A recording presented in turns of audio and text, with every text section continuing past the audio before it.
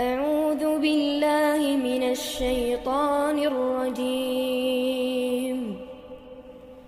بسم الله الرحمن الرحيم وبركاته. إن الحمد لله نحمده ونستعينه ونستغفره ونعوذ بالله من شرور أنفسنا ومن سيئات أعمالنا. من يهده الله فلا مضل له ومن يضلل فلا هادي له. وأشهد أن لا إله إلا الله وحده لا شريك له وأشهد أن محمدا عبده ورسوله لا نبي بعده. قال الله تبارك وتعالى في كتابه الكريم: أعوذ بالله من الشيطان الرجيم. يا أيها الذين آمنوا اتقوا الله حق تقاته ولا تموتن إلا وأنتم مسلمون. يا أيها الناس اتقوا ربكم الذي خلقكم من نفس واحدة وخلق منها زوجها وبث منهما رجالا كثيرا ونساء واتقوا الله الذي تساءلون به والأرحام إن الله كان عليكم رقيبا. وبعد، ikhwani fillah, a'azzallahu wa iyyakum. Kita masih membahas kitab Dalilus Sa'ilin. Kita masuk pada pembahasan baru, yaitu Al-Karam Was-Sakha.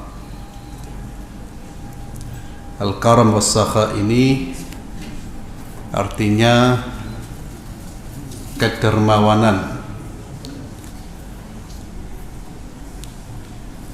Dermawan, senang infak, senang memberi. Ini termasuk dari makna Al-Karam Was-Sakha. Orang yang memiliki jiwa as-sakha itu adalah orang yang mudah memberi, yang tidak pelit, tidak bakhil, dan dia memberi sesuatu yang layak dari harta yang halal. Itu orang yang punya sifat dermawan. Dan ini merupakan salah satu akhlaknya para nabi dan para rasul. Semua nabi, semua rasul itu dermawan. Baik dermawan dengan hartanya, tenaganya, ilmunya. Tidak ada nabi atau rasul yang pelit, tidak ada. Demikian pula pengikut para nabi, pengikut para rasul, dia harus juga memiliki sifat as-sakha wal karam. Di dalam ayat-ayat Al-Quranul Karim banyak sekali perintah yang berkaitan dengan masalah atau yang berkaitan dengan anjuran dan perintah untuk memberi, dan juga berkaitan dengan membangun sifat al-karam was-sakha. Jadi ayat-ayat tersebut, ayat-ayat yang diulang-ulang di dalam Al-Quran, termasuk di dalam surat Al-Baqarah, banyak ayat yang berbicara tentang masalah infak dan sedekah. Demikian pula di surat-surat yang lain. Ini tujuannya untuk membangun karakter as-sakha wal karam di dalam diri kita. Karena kita membaca ayat-ayat Allah Subhanahu wa taala, berkali-kali kita dianjurkan. Dan manusia itu memang untuk membangun karakter yang baik harus mendapatkan nasihat berulang kali, berkali-kali. Itulah mengapa kita kalau membaca Al-Quran itu dari surat pertama sampai surat yang ke-114. Jangan baca Quran itu seumur hidup hanya 5 surat, 4 surat, ya. Bagus, ada beberapa surat yang punya keutamaan, tapi jangan sampai seumur hidup bacanya surat-surat itu saja.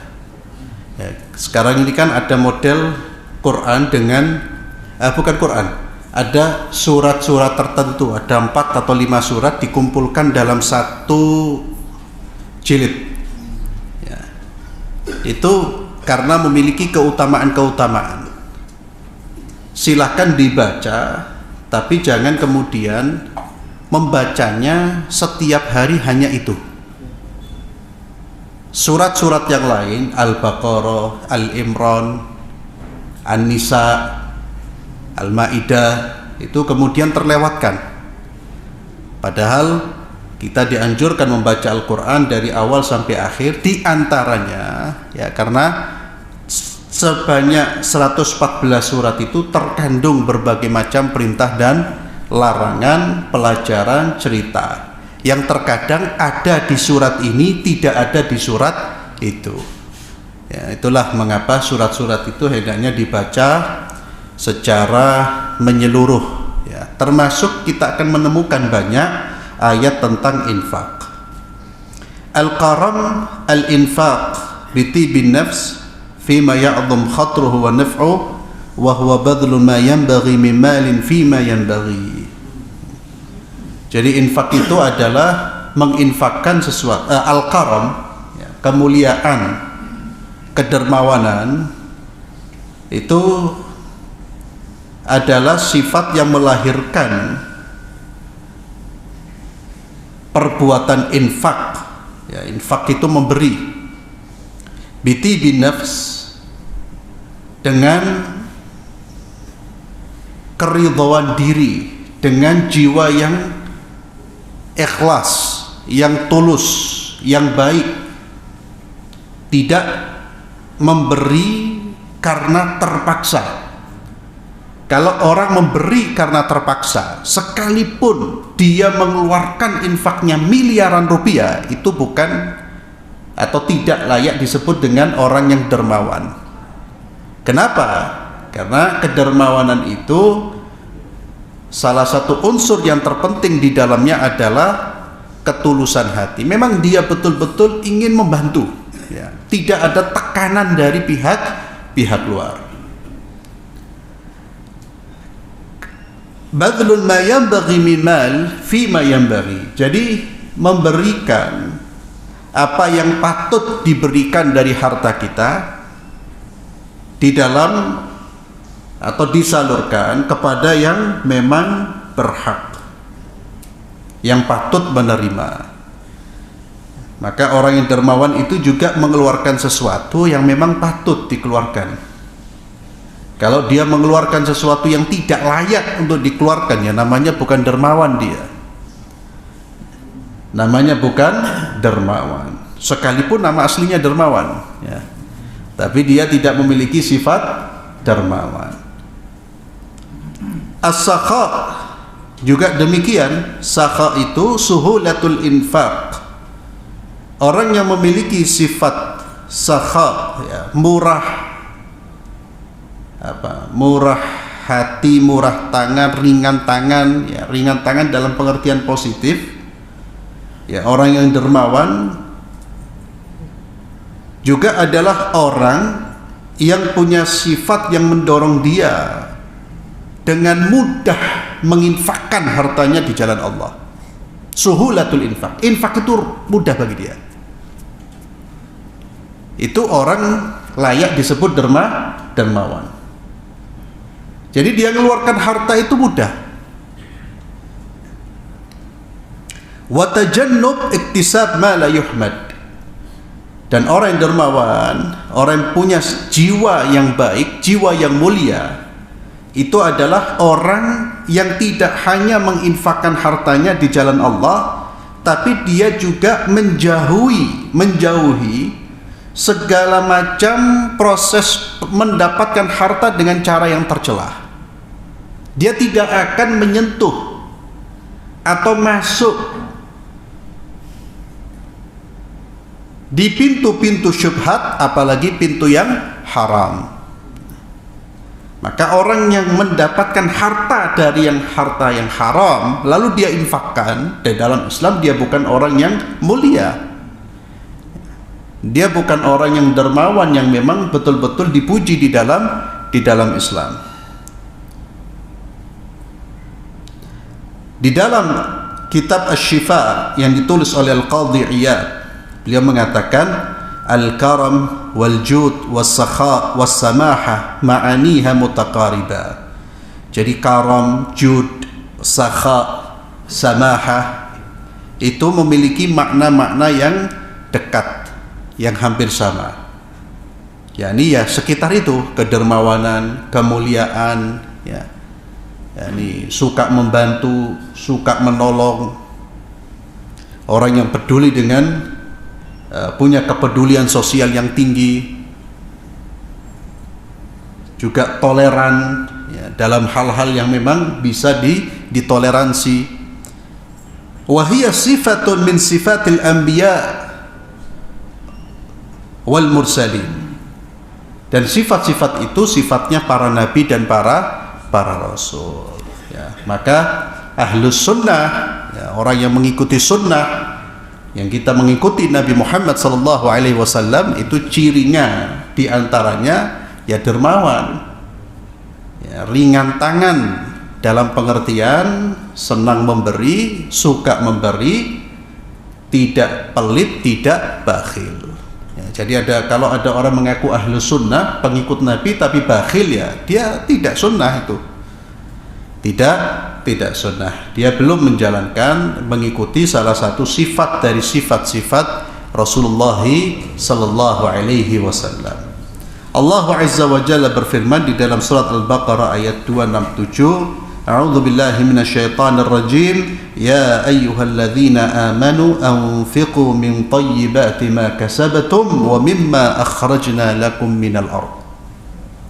Wahai orang-orang yang beriman, panggilan bagi orang-orang yang beriman. Kenapa orang-orang beriman yang dipanggil ketika ada perintah atau ketika ada larangan? Karena hanya orang-orang beriman yang mau mendengar ayat-ayat Allah. Hanya orang-orang yang beriman yang mau manut nurut kepada Allah Subhanahu wa taala. Orang yang tidak beriman abai dia dengan ayat-ayat Allah. Dan kita kalau membaca ayat Al-Qur'an, kemudian membaca panggilan kepada orang-orang beriman, lalu kita merasa terpanggil, berarti kita orang beriman. Tapi kalau saya membaca ayyuhalladzina amanu tidak merasa terpanggil, ya berarti kita bukan orang beriman. Ya, jangan-jangan iman kita masih lemah. Ketika Allah memanggil, ini panggilan, ya ayyuhalladzina amanu, wahai orang-orang beriman. Seseorang itu akan menoleh, dia akan merespon dan mencari sumber panggilan itu kalau dia merasa terpanggil. Ketika ada orang memanggil Isa, saya pasti menoleh karena nama saya Isa. Ada orang, saya berjalan, ada orang memanggil Muhammad, Abdullah, saya tidak menoleh, bukan nama saya. Kenapa saya menoleh? Karena saya merasa yang punya nama itu. Lah kalau ada panggilan ya ayyuhalladzina amanu, kita tidak merespon, berarti kita tidak merasa orang yang terpanggil di dalam ayat Allah Subhanahu wa taala. Dan rata-rata hampir semua ayat yang berbicara tentang perintah larangan itu selalu didahului dengan panggilan untuk orang-orang beriman. Ya, ada perintah panggilannya ya ayyuhannas, tapi sedikit. Rata-rata yang banyak ya ayyuhalladzina amanu. Maka di sini kalau kita merasa beriman, ya Allah, apa ya Allah? Ada apa? Saya siap ya Allah menerima panggilanmu, menerima perintahmu, dan siap untuk menjauhi laranganmu. Itu respon orang-orang yang beriman. Anfiqu, kata Allah, infakkan harta kalian. Min thayyibati ma kasabtum, harta yang baik dari apa yang kalian dapatkan. Dan yang diperintahkan oleh Allah untuk dikeluarkan itu sebagian harta kita, min thayyibat, tidak semua. Dan yang kita keluarkan adalah harta yang halal, harta yang bersumber dari sumber yang halal. Wa mimma akhrajna lakum minal ard, dan dari apa-apa yang kami tumbuhkan, yang kami keluarkan untuk kalian dari atas atau dari bumi, dari dalam bumi, dari dalam tanah. Jadi buah-buahan, sayur-sayuran, ya. Infakkan, kata Allah Subhanahu wa taala.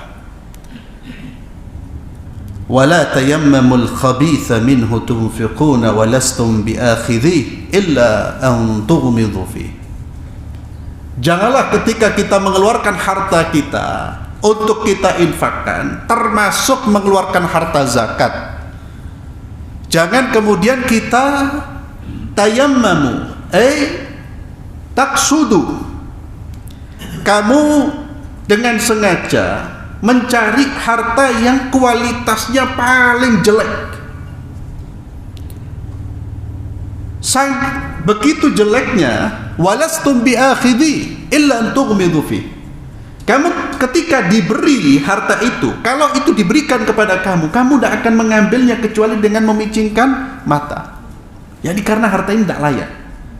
Apa yang kamu nilai itu tidak layak buat dirimu, maka jangan menginfakkan harta seperti itu untuk orang lain. Infakkan harta yang layak buat orang lain.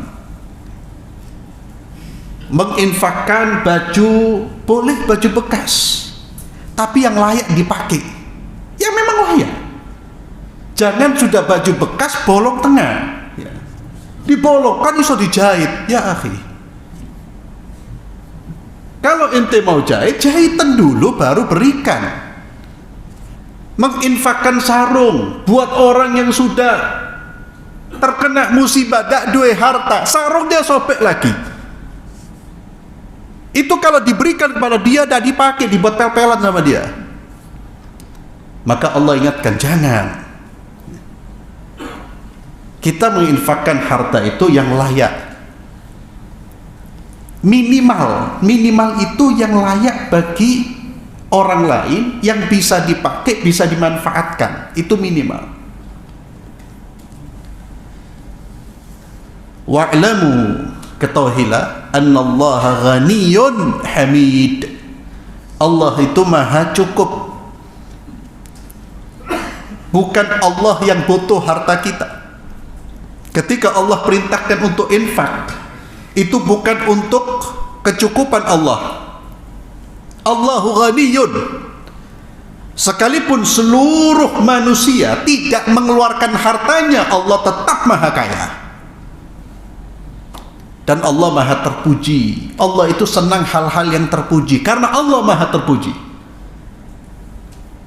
Berikan sesuatu yang terpuji, berikan sesuatu yang baik. Sebagaimana sabda Rasulullah sallallahu alaihi wasallam, innallaha jamilun yuhibbul jamal. Allah itu maha indah dan menyukai keindahan. Ketika ada seorang sahabat bertanya, ya Rasulullah, ara'aita ar-rajula yuhibbu yakuna thawbu hasana wa na'lu hasana. Ya Rasul, seseorang senang menggunakan pakaian yang bagus, dia senang menggunakan sandal yang bagus, sepatu yang bagus. Nabi justru mendukung sikap ini. Itu bukan termasuk kesombongan. Apa kata Nabi? Innallaha jamilun yuhibbul jamal.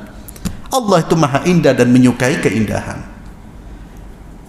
Namun ketika kita menggunakan atribut-atribut yang indah, harta yang kita tunjukkan harta yang mahal, maka harus dijaga sikap batin. Bukan tidak boleh, karena tidak ada kaitannya kesombongan dengan apa yang kita tampilkan, tidak ada kaitannya. Selama kita bisa menjaga sikap batin. Apa sikap batin itu? Batarul haqqi wa ghamtun nas, menolak kebenaran dan merendahkan orang.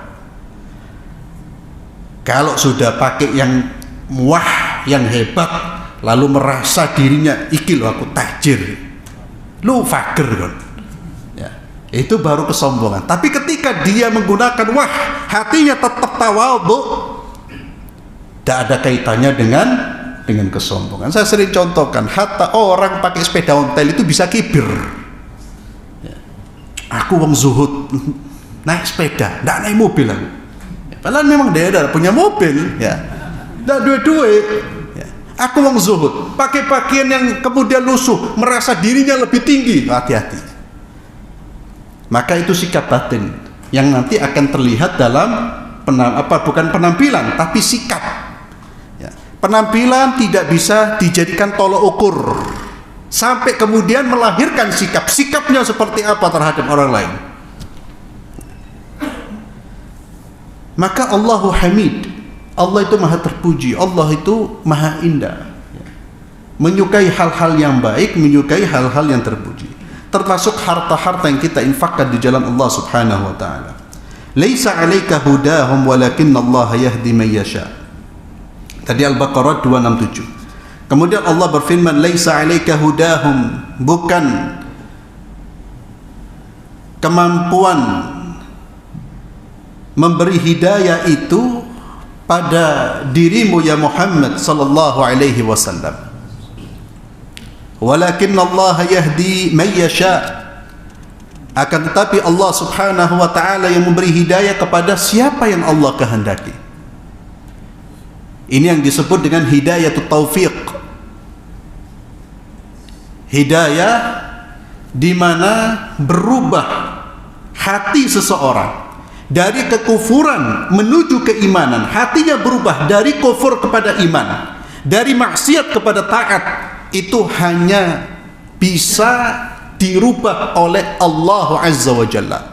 Manusia tidak punya kehendak, manusia tidak punya kekuatan untuk berubah. Manusia hanya bisa menyampaikan hidayah, tapi perubahan ada pada tangan Allah subhanahu wa ta'ala, ada pada Allah subhanahu wa ta'ala. Yuqallibu kaifa yasha. Allah yang membolak-balikkan hatinya manusia sekehendak siapa? Allah Azza wa Jalla.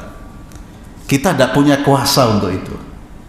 Maka Nabi SAW ketika betul-betul sedih, ya, pamannya Abu Talib tidak menerima hidayah iman, dan ini Allah yang tahu hikmahnya. Bahkan di akhir hayatnya Nabi SAW terus mengajak pamannya Abu Talib, ya. Dan ini paman yang dicintai, paman yang betul-betul membela Rasulullah SAW, melindungi Rasulullah SAW. Ya qul la ilaha illallah. Wahai pamanku, katakanlah, ucapkan kalimat la ilaha illallah. Kalimat ini nanti akan saya jadikan kalimat untuk membelamu di hadapan Allah subhanahu wa ta'ala. Namun di samping paman-pamannya ada abu-abu yang na'udzubillah, Abu Jahal, Abu Lahab, yang kemudian mengajak Abu Talib ini atau memotivasi Abu Talib untuk tetap berada di dalam agama kekufuran, ya. Inilah bahayanya berkawan dengan orang-orang yang tidak beriman kepada Allah subhanahu wa ta'ala. Nabi itu sedih. Maka Allah Azza wa Jalla mengingatkan semua hidayah itu ada di tangan Allah subhanahu wa ta'ala. Oleh karena itu ikhwani fillah, kita jangan pernah memutuskan siapapun sejelek-jeleknya orang untuk tidak mendapatkan hidayah. Oh, orang ini tidak mungkin dapat hidayah lah. Itu ucapan yang bisa mengundang murkanya Allah, karena kita mendahului kehendak Allah. Bisa jadi Allah rubah, bisa jadi Allah rubah. Dan betapa banyak orang-orang yang dulunya memusuhi Sayyiduna Muhammad SAW, memusuhi, bukan hanya memusuhi, berupaya sudah untuk membunuh Rasulullah SAW, kemudian menjadi sahabat-sahabat terbaik. Umar bin Khattab, Ikrimah bin Abi Jahal, anaknya Abu Jahal, itu kurang apa bencinya dengan Rasulullah SAW. Tapi ketika Allah memberi hidayah kepada seorang, tidak ada yang bisa menghalangi, dan itulah kehendak Allah subhanahu wa ta'ala. Demikian pula Allah bisa mencabut hidayah dari kita. Maka hati-hati, jangan pernah menyombongkan diri dengan hidayah yang kita miliki. Hati-hati, jangan pernah merendahkan orang karena dia belum mendapatkan hidayah. Bukan direndahkan, tapi didakwai. Beda antara merendahkan dengan mendakwai. Hati-hati. Semua karena ada di tangan Allah. Allah yang berkehendak. Kita hanya berupaya untuk menjaga, terus berdoa minta sama Allah Subhanahu wa taala. Allahumma ya muqallibal qulub, tsabbit qulubana ala dinik. Termasuk kita berdoa dengan doa yang diajarkan oleh baginda Muhammad sallallahu alaihi wasallam. Allahumma inni as'aluka al-huda wat-tuqa wal-afafa wal-ghina. Allahumma inni as'aluka al-huda. Huda itu petunjuk. Demikian pula setiap salat kita selalu meminta hidayah, ihdinas siratal mustaqim. Itu minta agar hidayah ini terus dijaga. Itu salah satu pentingnya sholat, karena sholat itu salah satu sarana kita menjaga hidayah yang kita miliki. Kita sholat itu menjaga, di dalam sholat pun kita terus memohon kepada Allah. Maka ketika baca Al-Fatihah itu jangan sampai pikiran kita melayang, karena di situ rukun sholat. Salah satu rukun sholat itu bacaan Al-Fatihah, dan salah satu yang terpenting dari Al-Fatihah itu doa kita. Ihdinas siratal mustaqim. Siratal ladzina an'amta 'alaihim ghairil maghdubi 'alaihim waladdallin. Itu ayat yang inti dari surah Al-Fatihah itu.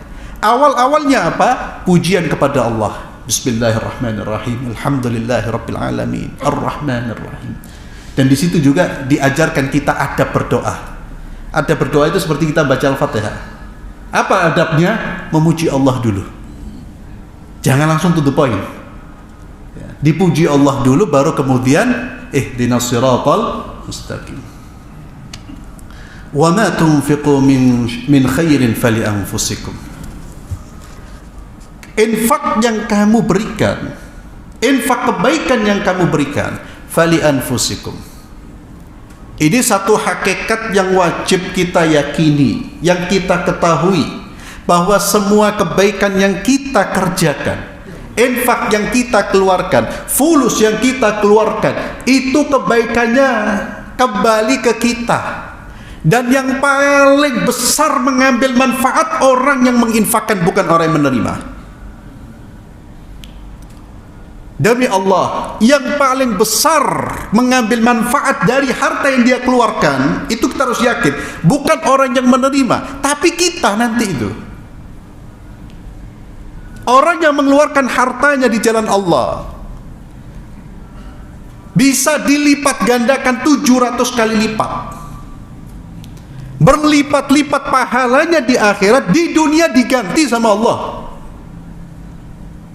Sehingga Nabi mengatakan tidak berkurang harta seorang mukmin yang dia keluarkan, tidak berkurang. Memang matematika duniawi berkurang itu. 9 dikurangi 2 jadi 7. Tapi dalam matematika ukhrawi 9 dikurangi 2 bukan jadi 7. Bisa menjadi 9 kali 2.000, 200, 2.000, 2 juta. Jadi kalau sudah urusan dengan Allah, jangan pakai matematika duniawi. Keliru kita. Jangan pakai matematika duniawi. Tidak berlaku. Kalau urusan akhirat, matematika duniawi sudah tidak berlaku. Yang berlaku adalah matematika ukhra. Matematika ukhra, urusan akhirat itu terus ditambah sama Allah. Tidak ada yang kurang. Apapun yang kita keluarkan, keringat yang kita keluarkan di jalan Allah, dikembalikan oleh Allah. Tidak ada yang berkurang kalau kita sudah bermuamalah, berhubungan dengan Allah Subhanahu wa ta'ala. Kalau berhubungan dengan manusia, berkurang pasti. Kalau tidak di jalan Allah, ya sudah berkurang, ya kadang dibujui, ya kadang diharati, utang tidak dibayar, macam-macam. Kalau mau invest itu, boleh invest dengan itu, silahkan. Itu salah satu usaha kita untuk mendapatkan rezeki yang halal. Tapi jangan tidak pernah invest di jalan Allah. Jangan tidak pernah bermuamalah, bertransaksi dengan Allah, rugi kita. Harta kita akan hilang itu. Transaksi dengan manusia, investasi di sini, tapi tidak ada satupun di jalan Allah. Akhirat itu ketika rugi semua, stres, linglung, tak karu-karuan. Dunia tidak dapat, wala akhirat tidak dapat. Tapi ada manusia-manusia yang kemudian cerdas. Dia betul-betul invest, tapi kemudian sebagian besar hartanya juga dimasukkan di rekening rekening akhirat. Itu orang yang cerdas itu, karena itu harta yang sesungguhnya nanti. Harta yang tidak akan berpindah ke orang lain, tapi harta yang terus akan dia manfaatkan. Apalagi diwakafkan di jalan Allah. Diwakafkan di jalan Allah. Diwakafkan untuk kebaikan umat. Dia meninggal, hartanya menghasilkan pahala. Apa? Pemasukan pasif gitu ya. Betul? Income pasif ya. Orang sudah ada syukur terus dapat, tapi dapatnya bukan fulus ya akhi. Pahala, dan pahala lebih mahal daripada materi. Cuma sekarang kita tidak kroso pahala dianggap astaga. Ada kesempatan berbuat baik, tapi ada kesempatan duniawi dikejar sampai tipu-tipu tak ngurus dia. Untuk ukhrawi ya Allah. Padahal transfer pahala ke rekening kita itu lebih dahsyat, dan itu yang akan membuat kita tertawa dan akan membuat kita bahagia sesungguhnya. Itulah yang nanti di akhirat oleh orang-orang kaya yang kemudian mereka akan berupaya untuk membeli pahala-pahala itu, tapi tidak ada kesempatan lagi, selesai. Semua orang yang punya harta, bahkan punya dunia, di hari kiamat pengen menukar dunianya untuk dapat apa? Dapat pahala. Di dunia mereka mengabaikan. Ada kesempatan salat berjamaah ditinggalkan, kesempatan infak ditinggalkan, kesempatan membaca Al-Quran ditinggalkan, kesempatan berzikir ditinggalkan, kesempatan menuntut ilmu ditinggalkan. Banyak kesempatan-kesempatan baik. Fokusnya apa? Cari duit, padahal nanti ditinggal, di hari kiamat nyesel dia, ya Allah.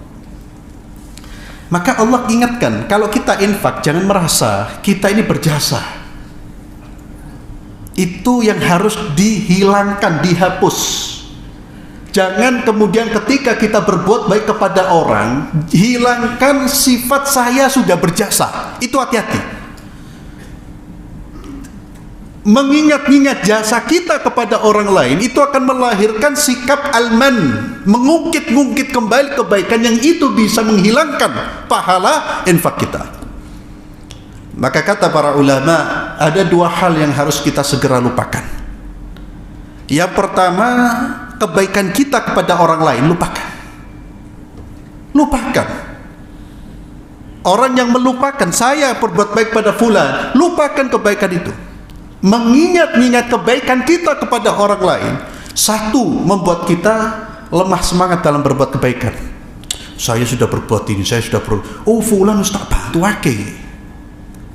Yang kedua, bisa menimbulkan sikap alman, mengungkit-ungkit. Lupakan kebaikan kita kepada orang lain, lupakan keburukan orang lain kepada kita, lupakan. Jangan dibalik. Keburukan orang diingat-ingat, kebaikan kita kepada orang lain keburukan orang kita kita tidak lupakan, kebaikan kita juga tidak kita lupakan. Keburukan orang kepada orang lain, keburukan kita kepada keburukan orang lain ya kepada kita, lupakan. Keburukan orang lain lupakan. Hanya perlu memang kita berupaya untuk menjaga diri. Ya, artinya kalau si fulan ini suka menipu dan lain sebagainya, ya kita perlu menjaga diri, hati-hati. Ya, diingatkan. Tapi kemudian itu beda kasusnya, berbeda dengan orang yang pernah berbuat buruk kepada kita. Kemudian dia meminta maaf, dia sudah meninggalkan keburukan, ya sudah, lupakan, selesai. Ya. Itu beda kasusnya dengan yang tadi ya. Ya, jangan sampai salah paham. Oleh ngono penipu, biarkan aja, maafkan aja, akhirnya dia nipu banyak orang lah. Maka Allah katakan, apa yang kamu infakkan, kebaikan yang kamu infakkan, fali anfusikum wa ma tunfiquna illa ibtigha'a wajhillah. Hakikat yang kedua, ikhwani fillah, infak kita hendaknya kita lakukan, kita infakkan di jalan Allah dan karena Allah. Jaga keikhlasan. Ini infak yang akan melahirkan banyak kebaikan. Ibtigha'a wajhillah. Betul-betul mengharapkan wajah Allah subhanahu wa ta'ala. Dia tidak ingin mengharapkan pujian manusia. Dia tidak ingin mengharapkan balasan dari manusia. Tidak ingin mengharapkan apapun dari manusia. Dan ini memang berat. Ikhlas ini ibadah paling berat. Itu yang kita rasakan dan itu yang diungkap oleh para ulama-ulama kita. Ikhlas itu ibadah yang paling berat. Lebih berat daripada kita bergerak-gerak untuk sholat. Sholat itu gampang. Ibadah zahir ini paling mudah. Tapi kalau batin itu paling susah. Ibadah batin itu paling susah. Ibadah batin itu apa? Ikhlas. Al-khawf, ar-raja. Oh, itu berat itu.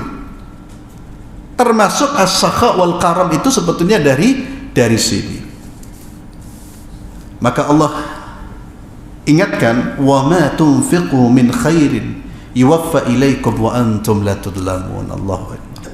Apa yang kamu infakkan dari kebaikan dipenuhi balasannya oleh Allah.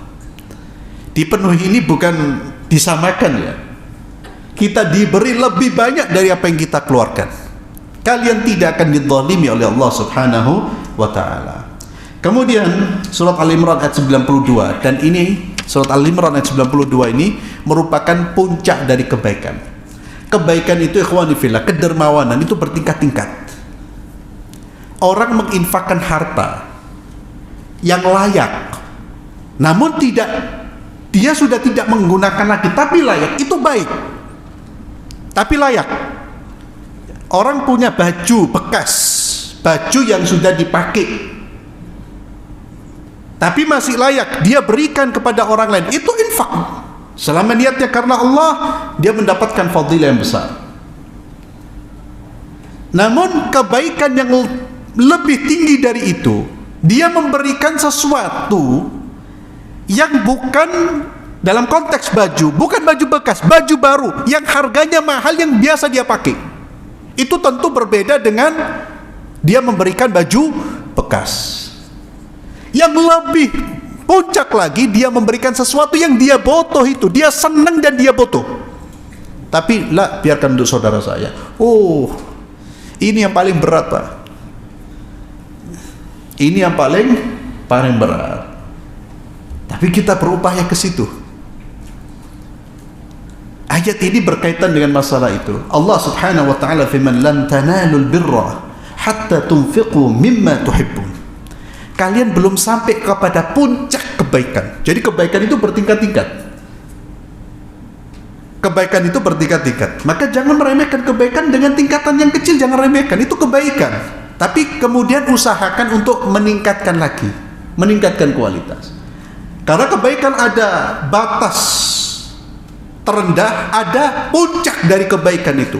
Dermawan pun demikian, infak pun demikian, bertingkat-tingkat.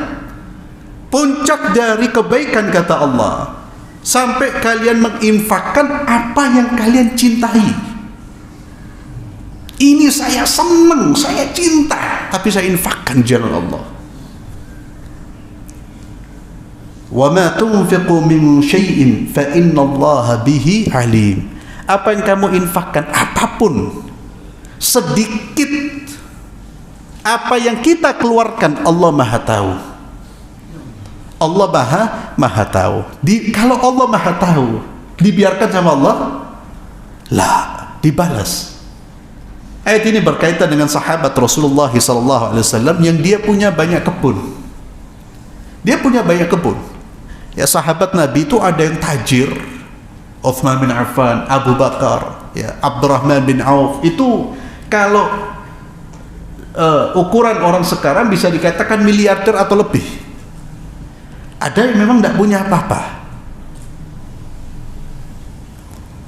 Sahabat Rasulullah SAW yang berkaitan dengan ayat ini, dia punya banyak kebun. Ada beberapa kebun, tapi ada satu kebun yang paling dia cintai, paling dia senangi, paling dia cintai. Kebun itu seringkali dimasuki oleh Rasulullah SAW. Air di kebun itu nikmat, rasanya itu nikmat dan Nabi senang. Maka sahabat ini datang kepada Rasulullah, "Ya Rasulullah, engkau tahu kebun yang paling aku sukai ini adalah kebun Bayruha. Ini kebun yang paling saya cintai ya Rasulullah, maka saya infakkan di jalan Allah subhanahu wa ta'ala. Langsung. Kapan dia ngomong seperti itu? Ketika turun ayat ini. Allahu Akbar. Ya memang kita, ya Allah, imannya sahabat itu seperti itu, Pak. Kena ayat itu langsung gerak dia. Kita berapa kali diantemi sama ayat, ya Allah, ditakut-takuti dengan kematian, yes. Yo kadang sih maling, sih nipu, kadang sih ndak bayar utang. Nah, wes diweten-weteni, kok ndak mlebu surga lho kon. Allahu Karim, ya salam. Lek ngomong Allahu Karim. Ya. Sahabat Nabi, Allahu Akbar. Hada pendidikan Rasulullah sallallahu alaihi wasallam. Kena ayat satu turun, itu seperti dicambuk, langsung gerak. Itu wallahi iman seperti apa itu. Maka khairun nas, khairul qurun, sebaik-baik generasi Rasulullah, generasi sahabat Rasulullah SAW. Dan itu ajma' ahli sunnah wal jamaah. Siapa yang menghina sahabat Rasulullah, wallahi dia bukan ahli sunnah wal jamaah, dan tidak layak untuk dimasukkan dalam kategori kaum muslimin. Karena tidak sampai agama kita ini kecuali melalui jalur sahabat Rasulullah SAW. Kalau sahabat sudah dihina, direndahkan, dikeluarkan dari keadilan dan kejujuran, berarti semua yang kita terima ini tidak bisa dijadikan sandaran. Karena semuanya melalui siapa? Sahabat Rasulullah. Belum lagi mereka manusia-manusia terbaik yang mengorbankan seluruhnya di jalan Allah Subhanahu wa ta'ala. Dia datang karena ayat ini, lan tanalul birra hatta tunfiqu mimma tuhibbun, datang langsung kepada Rasulullah. Langsung. Ya Rasulullah, saya punya kebun-kebun ini yang terbaik ya Rasulullah. Padahal kalau dia menginfakkan harta, kebun yang lain yang ya semua kebunnya bagus, tapi yang diambil umpamanya yang tidak terbaik sudah bagus. Tapi dia mengikuti firman Allah, lan tanalul birra hatta tunfiqu mimma tuhibbun, diserahkan kebunnya jalan Allah. Ini untukmu ya Rasulullah. Kemudian Rasulullah sallallahu alaihi wasallam menyarankan dia untuk membagi-bagikan kepada siapa? Kepada kerabatnya. Dan ini salah satu petunjuk di dalam kita menginfakkan harta kita jalan Allah.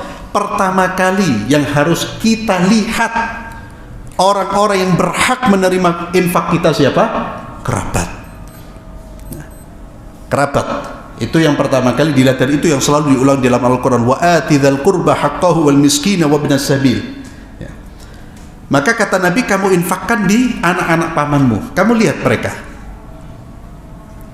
Kemudian kita baca dua ayat lagi. Firman Allah Subhanahu wa taala dalam surat Saba 39, "Qul inna rabbi yabsutur rizqa liman yasha'u min 'ibadihi wa yaqdiru lahu, wa ma anfaqtum min syai'in fahuwa yukhlifuh. Wa ma anfaqtum min syai'in fahuwa yukhlifuh." Apa yang kamu infakkan, min syai', apapun itu, fahuwa yukhlifuh, pasti diganti oleh Allah. Pasti diganti oleh Allah. Maka jangan pernah kita merasa hilang. Tidak ada yang hilang. Apa yang kita keluarkan di jalan Allah tidak ada yang hilang. Saksen pun tidak ada yang hilang. Wa huwa khairur razikin. Dan dialah Allah sebaik-baik pemberi rizki. Kalau kita bertransaksi dengan orang yang dermawan, kita merasa untung karena dia pasti akan memberi lebih banyak. Apalagi bertransaksi dengan Tuhannya, orang yang menciptakan orang-orang itu. Bertransaksi dengan Tuhan yang memiliki 100 rahmat, yang turun di dunia ini hanya satu rahmat. Satu rahmat Allah, yang kemudian membuat orang tua memiliki kasih sayang yang luar biasa. Seluruh orang tua, manusia, hewan, punya kasih sayang luar biasa terhadap anaknya. Itu pengaruh dari satu rahmatnya Allah yang baru Allah turunkan di dunia, yang 99 Allah simpan di akhirat. Hata bah Rahman. Maka jangan pernah kalau sudah bertransaksi dengan Allah, meram kita sudah selesai. Kalau sama manusia dicatat, hati-hati zaman sekarang. Catat fulan ya. Dan itu memang petunjuknya seperti itu. Kalau sudah bertransaksi sama Allah, lupakan kebaikan-kebaikan kita, lupakan. Satu ayat lagi Allah berfirman, fa amma man a'ta wattaqa wa saddaqa bil husna fasanuyassiruhu lil yusra. Fa amma man a'ta wattaqa, adapun orang yang memberi dan bertakwa, wa saddaqa bil husna, dan membenarkan al husna. Al husna itu sebagian ahli tafsir mengatakan al-Islam, al-jannah, syurga, atau la ilaha illallah, semuanya sama. Intinya dia membenarkan apa yang harus dibenarkan, iman. Membenarkan la ilaha illallah, kalau membenarkan pasti dia mengucapkan kalimat la ilaha illallah, membenarkan janji-janji Allah subhanahu wa ta'ala. Fa amma man a'ta wattaqa, memberi di sini, memberi hartanya, memberi ilmunya, memberi tenaganya, memberi pengalamannya, apa yang bisa dia berikan kepada manusia, apa yang bisa diberikan kepada orang lain, dan dia bertakwa kepada Allah. Ada orang yang dermawan, dia banyak menginfakkan harta di jalan Allah, tapi urusan yang lain kurang, ya, ibadahnya kurang, atau bahkan bukan kurang, tapi sampai dia tinggalkan, ini juga masih terancam. Kita memberi sosial baik, ketakwaan dalam konteks ini, kalau sudah infaknya baik, maka takwa ini yang dimaksudkan adalah hubungan kita dengan Allah. Sholat 5 waktunya dijaga, terutama sholat berjamaahnya, ibadahnya kepada Allah dijaga. Wa saddaqa bil husna fasanuyassiruhu lil yusra, maka Allah akan mudahkan, bahkan Allah mudahkan sampai menuju surga Allah subhanahu wa ta'ala. Maka kemudahan hidup, kebaikan hidup, keberkahan hidup ada pada apa? Ada pada sikap memberi, membantu, menolong, dan bertakwa kepada Allah. Bertakwa itu ya ibadah kepada Allah, termasuk bertakwa ketika kita dalam kesendirian, ya. Ketika kita dalam kesendirian, tidak ada orang yang melihat, kita punya kesempatan berbuat maksiat kepada Allah, kita tinggalkan kemaksiatan tersebut. Itulah ciri orang-orang yang bertakwa kepada Allah. Maka disitulah letak kebahagiaan hidup, ketenangan batin itu, kalau kita terus menjaga hubungan dengan Allah dan terus menjaga hubungan dengan manusia, ya. Termasuk ikhwani fillah, berbuat baik kepada manusia itu termasuk diantaranya adalah berdakwah, ya. Kita memberikan ilmu yang benar kepada orang lain itu termasuk kebaikan. Saudara kita ada kemudian belum mendapatkan hidayah, kita sampaikan dengan cara-cara yang baik, itu termasuk kita memberi kebaikan kepada orang yang bersangkutan. Wallahu a'lam bisawab. Kita akhiri dengan doa kafaratul majlis. Subhanakallahumma bihamdik, asyhadu an la ilaha illa anta astaghfiruka wa atubu ilaik. Assalamualaikum warahmatullahi wabarakatuh.